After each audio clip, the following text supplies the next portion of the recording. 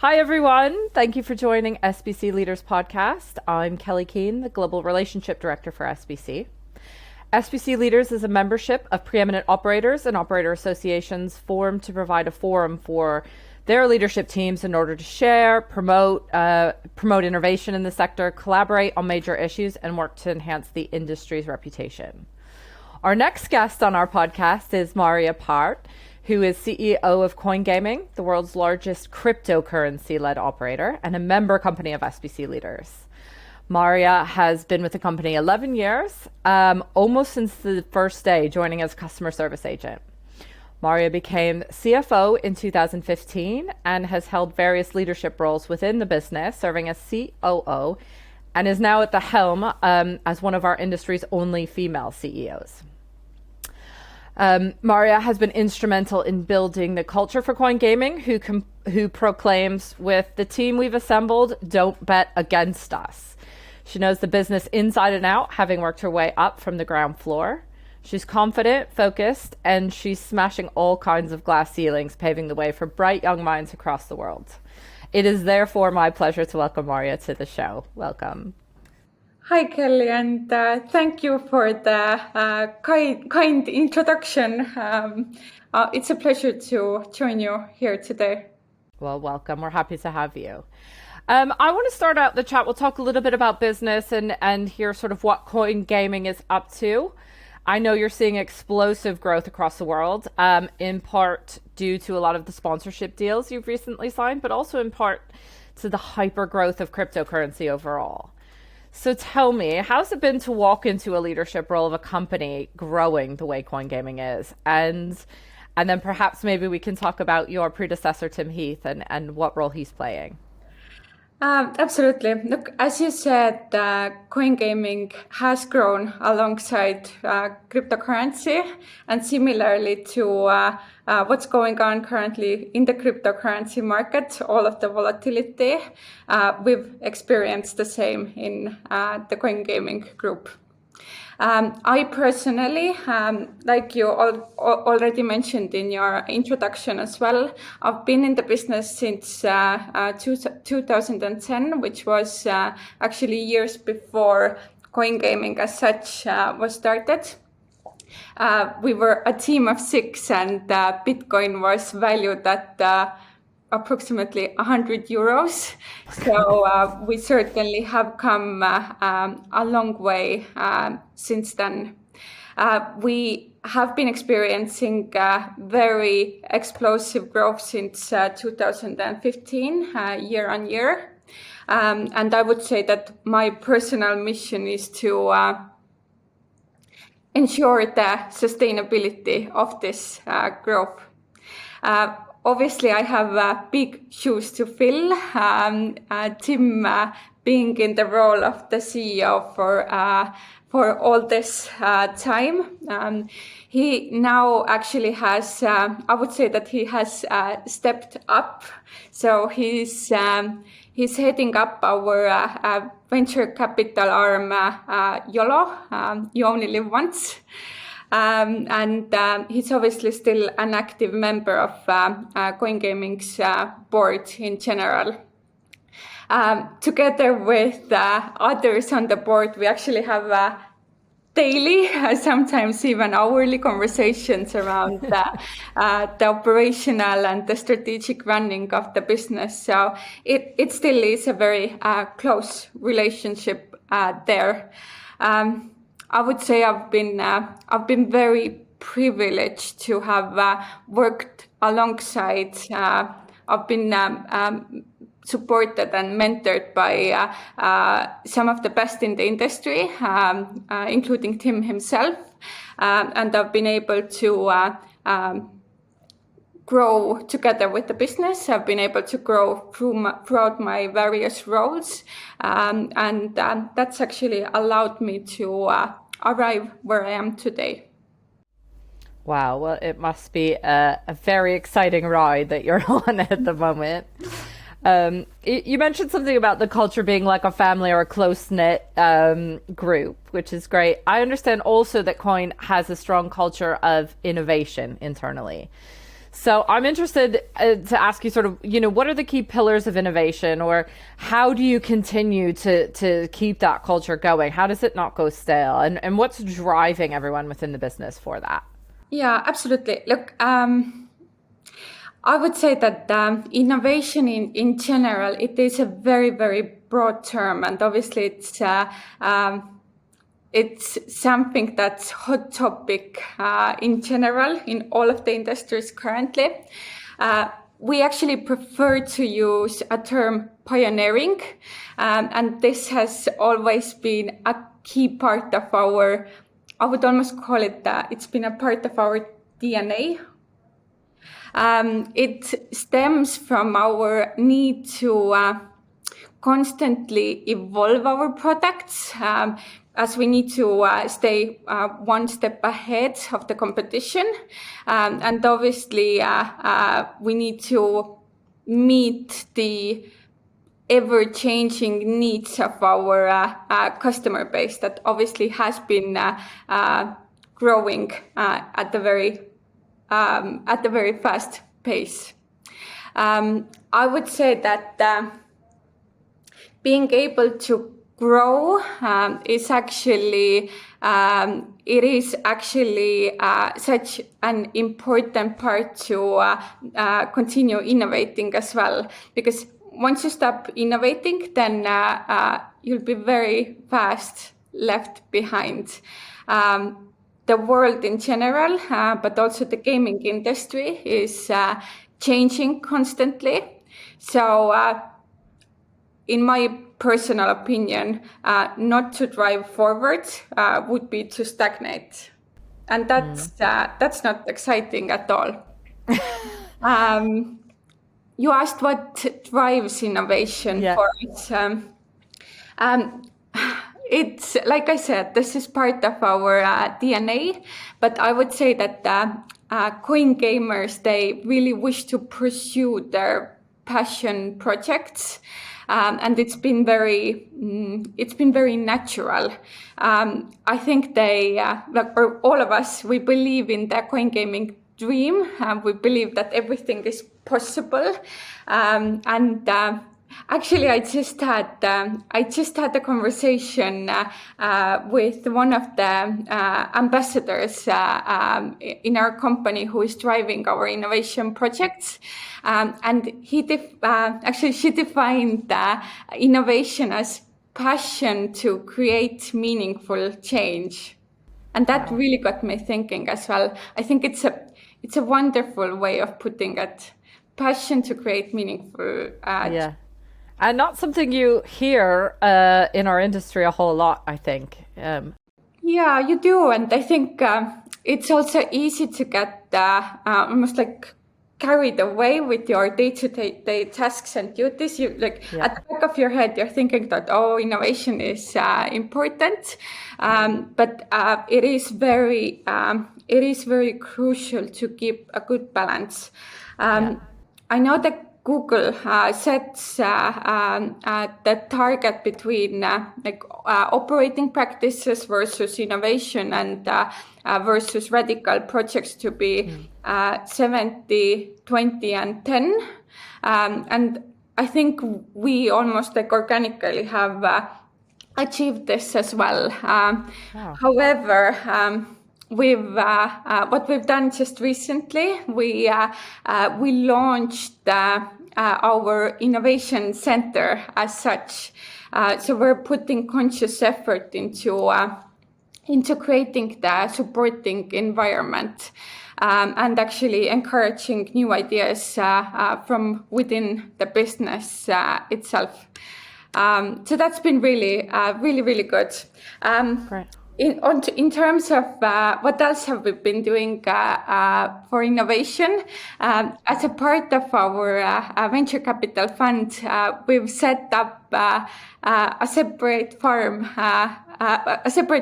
that's called the Unicorn Farm. Oh, wow. And this is actually, this fund is dedicated to our incubation projects, and it almost we support these in-house projects and grow them out to be almost like real world entities. So that's been very exciting, not just for us, but I think for all of the employees as well. Yeah. And from one more last thing, you can see that I'm passionate about the whole topic. But I do have a very good example of a success project that has grown out from this incubator phase. We actually we have a project called Hub 88, which is providers aggregator within our group. And it actually started out as simply a hackathon project. Now it's completely independent. It's got separate structure and it's working fantastically, just complementing our overall group. Yeah. Wow, that's amazing. So this unicorn farm is open to employees to sort of bring their ideas and incubate them. Yeah, and actually employees can invest into the funds themselves as well on discounted terms. So we've created an environment where everyone can be a part of this. Wow. That's really great. And you mentioned something about the environment too that you're working on. Is that sort of on the sustainability side of things and improving the environment, or are you talking internally or environment? I'm talking about internally currently, but overall, obviously there are a lot of initiatives that we've come up to support our fun, fast, and fair values. Yeah. And fair has a fair share of focus. Great, thank you for that. I'm going to just turn it a little bit, and I don't want to talk about, things that are on the negative side of things, but I know that it's operators that are just operating in the gaming space, let alone the crypto space, deal a lot with regulations, and you're managing a business, leading a business that is simultaneously dealing with iGaming as well as cryptocurrency regulations. So how do you do it? How do you keep your eye on both? How do you manage both and then keep your eye on growing as rapidly as you are? Yeah, so obviously we take pride in being the leaders in crypto, and that's not been an easy journey. However, it's been very, I would say, rewarding. I have a very cool story about how we established our Estonian gaming license. It must have been back in 2016, and we wanted to pay down the equity payment in Bitcoins. And this was, may I remind you, this was back in 2000. 5 years ago, yeah. And we were certainly the first ones in Estonia. I would assume the first ones in the Baltics, if not in the first ones in the world, to do an equity payment for a licensed entity in a cryptocurrency. So I had to start teaching my auditors what is blockchain, how to create a Bitcoin wallet, how to use it, how to validate what it's worth. And we went through the whole range of this process, and it was thoroughly enjoyable, although quite a complex mission. But in general, the regulations, it's I would say that this is a key part of being involved in our industry, and obviously gaming regulations in general, plus crypto regulations, they're always evolving, and we certainly have been in quite a good position, as we were actually the very first ones to set up a licensed crypto casino, bit casino, back in 2014. We value sustainable growth as such, and everything is targeted at that. And it's just a fact of a life that you can't grow if your basics are not covered. And compliance and regulations are a part of this. I would say that there's always almost been like a tiny bit of negative perception about cryptocurrencies and perhaps in gaming overall. So the learning process that we have had to go through with various authorities, legislators, regulators, but I think we've managed to prove that we've been able to put on even more stringent KYC and AML processes than any traditional gaming operators would. But it's been a long journey. Yeah, it sounds like it.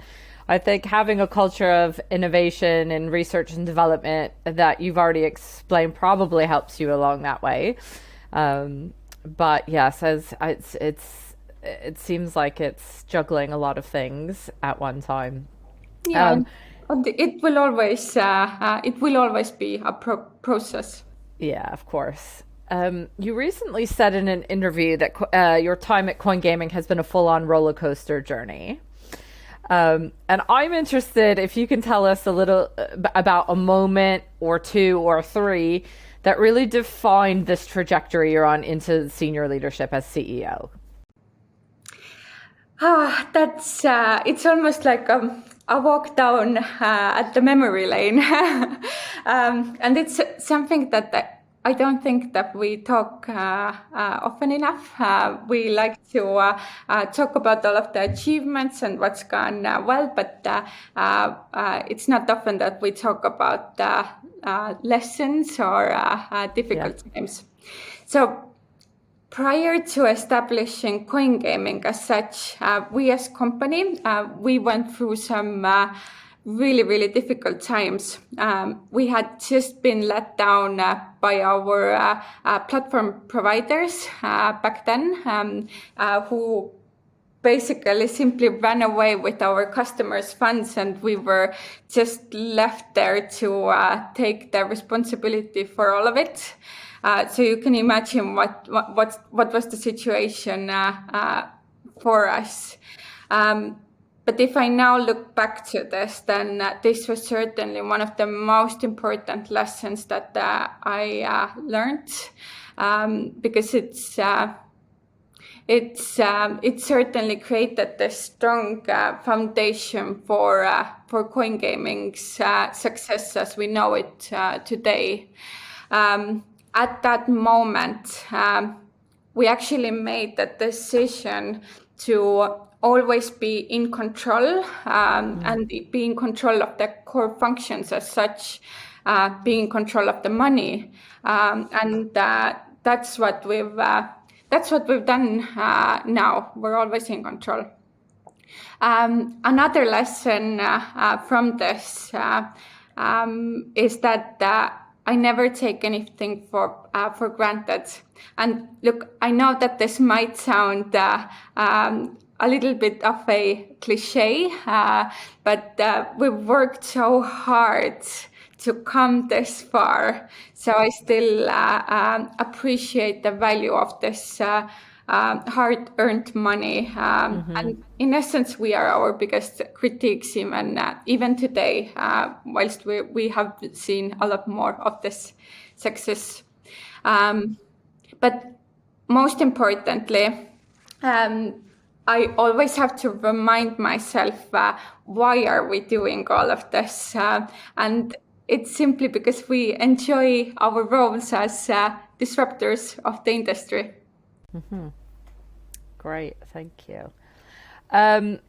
So in that same interview where you were talking about the roller coaster, the ups and downs, and I think every business goes through a bit, when you were speaking about leadership advice, you said, and apologies if I don't quote it exactly, but you said, be bold and embrace your strengths, but remember who you are and stay true to yourself, which I think is great advice. I think most of us learn it the hard way. It's sort of, I wanted to ask you, what do you think are some of your personal characteristics and strength that make you a good leader, and that you are reminding yourself to stay true to? Good question. Look, over the years, I've built very strong relationships with many of my colleagues, and I still make an effort to actually meet with every newcomer personally. Mostly I've been doing it over Zoom now, but I hope it still counts. But we do put a lot of emphasis on the culture, the working environment in general, and this requires a lot of dedication from me personally to keep it this way. I take pride in our values of being fun, fast, and fair, and I wish to be the true ambassador for this. You asked about what it means for me to stay true to myself. It's actually really simple. You can't compromise what you believe in. And I think it's especially so for me as a high-achieving woman in the gaming industry as such. I need to engage in constant dialogue with my peers. I can't ever stop learning. I also need to use what I have learned to mentor others around me, like I have been supported throughout my own journey. What else? One really important thing is I think owning up to my own mistakes and errors is a very important factor of being an authentic leader. Because like we spoke about innovation, but failing is actually such an integral part of it. Not all hackathon ideas will succeed, and not all of my decisions will be profitable. And that's completely fine. As long as you pick yourself up and admit and understand where did we go wrong, you can learn from it, and actually we can be better next time. So that's it's kind of the best example I can set for my teams. Yeah, I think that's really important, and that's not something we hear very often out there, right? Is that all businesses and all people sort of go through that, and it's important to recognize it. Absolutely. And move forward. Yeah. I mentioned in my intro that you're one of the industry's only female CEOs out there. In general, what surprised you the most about being a CEO? What surprised me? Look, although I've been in a leadership role for years now, I think anything below the CEO level, there's almost like a level of safety that's reassuring. You feel that the buck doesn't stop with you, and in a way, that's not a bad thing. But shortly after I became a CEO, I realized that now it does. And I think that realization itself for me, it was both humbling, but it was scary as well. That said, obviously I've worked towards this role for nearly a decade, and I have been a leadership position in the Coingaming for years. So the most of the role, it didn't happen overnight, or it didn't catch me by surprise. I've built my career up alongside of Coingaming's growth. I know the business inside and out from ground up, literally. But there are still a lot of things on a day-to-day basis that still do surprise me. So I would say actually that's the best part of the journey. Yeah. the on the day-to-day sort of things that surprise you? Is it other people? Is it bringing in those new perspectives and things like that, or is it sort of the outside world and what they perceive you to be? Well, it's actually a bit of both. So certainly in Coingaming, considering how many projects we've got ongoing, there's always something new that's coming in, but also from the industry itself, regulations are changing, the environment itself is changing, markets, customers, the expectations, you need to keep up with the expectations at all times. Yeah. Okay, good. Is it lonely being CEO? I think that's actually a question that's being asked or presented quite often. And I would perhaps frame it a bit differently. I would ask whether it's a difficult job, it's certainly one of the hardest positions within the business because you have to carry the responsibilities of all of your employees, and at the same time balance it with the obligations and objectives from the board. And in Coingaming, at least, this change every single day. So it is a bit of a balancing act. Yeah.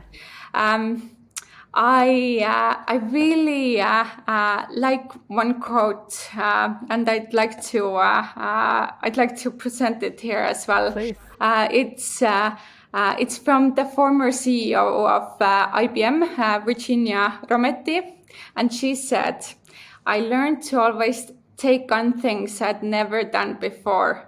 Growth and comfort do not coexist."